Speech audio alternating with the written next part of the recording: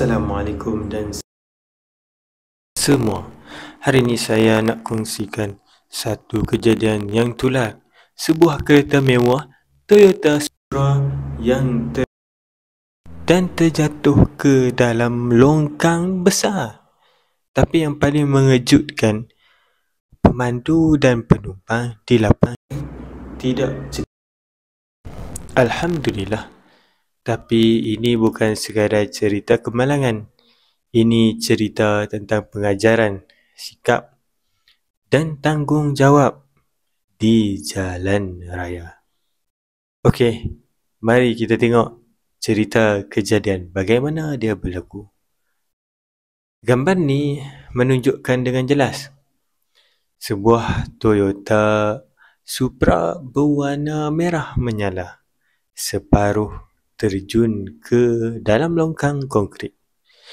Dari sudut pandangan kita, macam mustahil kereta ni boleh selamatkan pemandu. Tapi kuasa Allah Subhanahu Wa Taala, dua-dua selamat. Difahamkan kejadian ni berlaku di kawasan bandar. Jalan lurus, tapi mungkin pemandu hilang kawalan sebelum terbabas. Orang ramai di tempat kejadian sempat membantu. Syukur tiada nyawa melayang. Baik, marilah kita dengar sedikit teguran dan pengajaran untuk kita semua. Kawan-kawan semua, saya nak kita fikir sejenak. Kadang-kadang kita ni bila pegang steering, rasa kita hebat. Allahu Akbar, na'udzubillah min zalik. Kereta laju, enjin kuat, jalan lapang. Terus kita tekan minyak tanpa fikir akibat.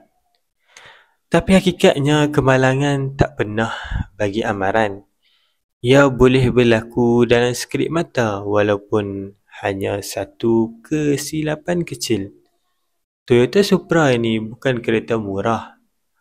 Harganya ratusan ribu ringgit. Tapi bila berlaku kemalangan, tak kira berapa mahal kereta kita, nyawa tetap lebih berharga. Dan bila kita pandu laju, kita bukan saja bahaya diri sendiri, tapi juga orang lain di jalan raya. Kita dengar pula refleksi diri dan sikap pemandu. Saya nak tanya korang, berapa ramai orang antara kita yang pernah rasa